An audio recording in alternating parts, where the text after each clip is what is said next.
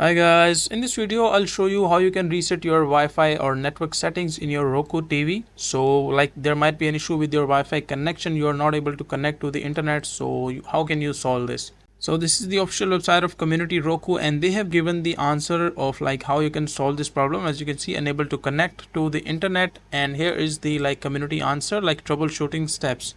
Power cycle the Roku device for 30 seconds. Like this is the first step, like make sure to power cycle the Roku device for 30 seconds. And the second step is just restart your router. Like this is basically your Wi-Fi router, and check either if it is working or not. And let's say you're still facing the issue, like the next step is reset your Roku device network connection. So make sure to go to the settings, and into the settings go to advanced, system settings, network connection reset, and reset connection. Like make sure to follow this step by step, and this is kind of similar to the mobile phone as well. Like in the mobile phone, you just need to go to settings and find the option of your network and connectivity and reset your internet connection. So this is kind of similar to that one.